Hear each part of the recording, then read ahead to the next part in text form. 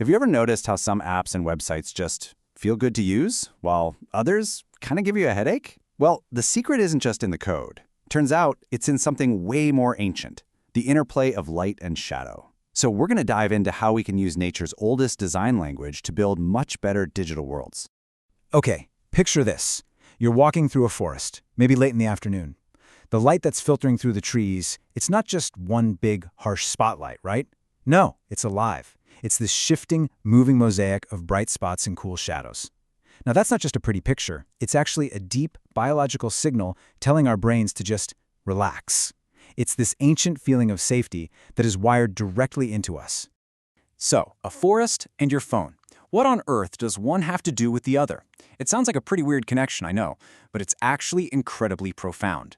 It all comes down to creating environments, whether they're made of trees or pixels, that speak directly to our ancient evolutionary brains. To really wrap our heads around this, we got to get into the why. See, our relationship with light isn't just about vision. It's more like this deep biological contract that's been written into our DNA for thousands and thousands of years. It all kicks off with our circadian rhythm. You can think of it as your body's master clock. When we see that bright, blue-rich light of the morning sun, it's literally like a shot of espresso for our brains. It screams, "Wake up! Be alert!" And then, as the day winds down and the light gets warmer and dimmer, our brain gets the memo to chill out and get ready for sleep. It's a really beautiful, natural system. But here's the problem. Think about the typical modern office with that constant, unchanging, bluish fluorescent light. It's like a radio station that's just stuck on static, completely jamming our natural biological signals. Our bodies get confused, which can lead to all sorts of issues, from not being able to sleep to just feeling kind of down.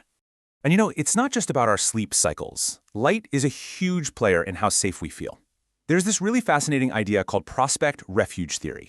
Basically, it says that we humans are hardwired to love places that give us a good, clear view of what's ahead. That's the prospect, while also giving us a safe, cozy spot to hide in. That's the refuge. And it makes total sense when you think about it. A bright, open space gives you information, lets you see what's coming, gives you a feeling of control.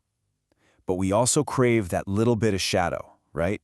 That protected corner where we feel secure. The sweet spot, the place we feel most comfortable, is somewhere that has both.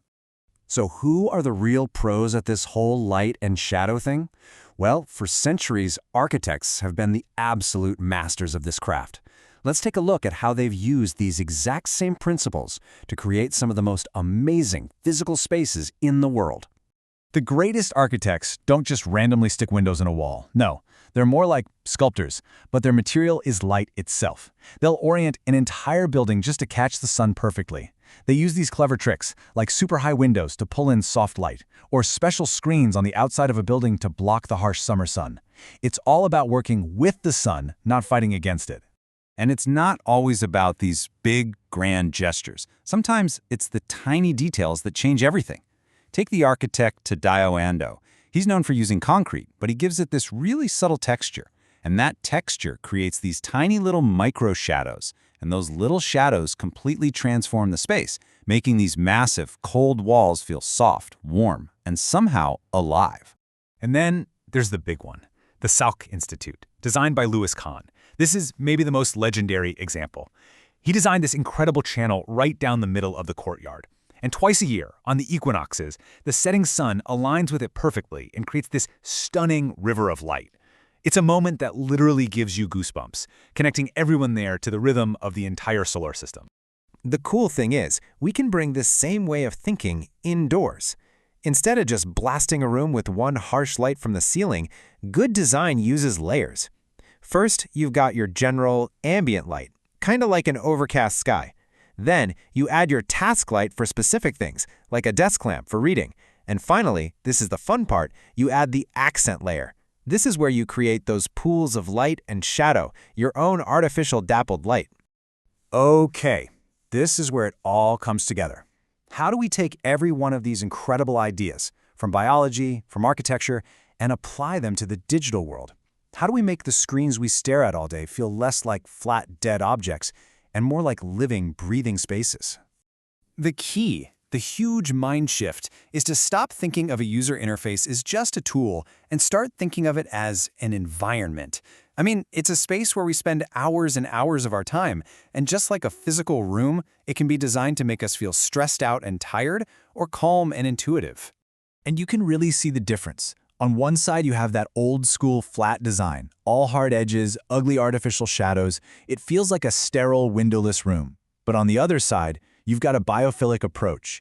It uses soft, diffuse, natural-looking shadows that create a sense of depth and tell your eye where to go.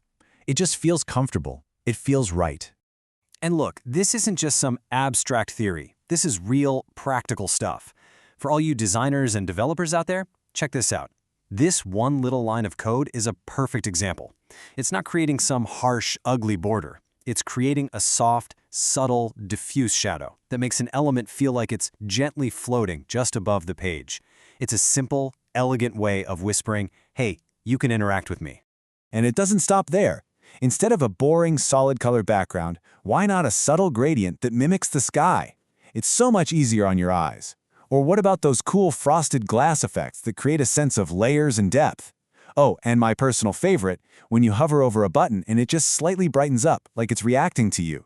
These little things are what make an interface feel alive. But a quick word of warning. This isn't just about cranking the brightness up to 11. It's about being smart, being strategic with light. Because if you're not careful, you can create something that's just as bad, if not worse, than a dark, gloomy space.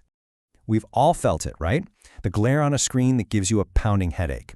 Or that one spot in the office that gets so hot from the sun you can't even sit there. It's even true for our planet with light pollution. The goal is always balance. It's about managing light intelligently, not just maximizing it. And all of this brings us to what I think is the most powerful idea of all. Light isn't just for illumination. It's not just so we can see stuff. Light is a nutrient. Yeah, a nutrient. It's something we need, not just to see, but to live and to thrive. So I want to leave you with this question. If light really is a nutrient, then what about all the digital spaces you spend your time in? The apps you use, the websites you visit, are they nourishing you or are they draining you? Are they making you feel energized and focused or just tired and fatigued? The good news is we have the power to fix that. It's all in the design.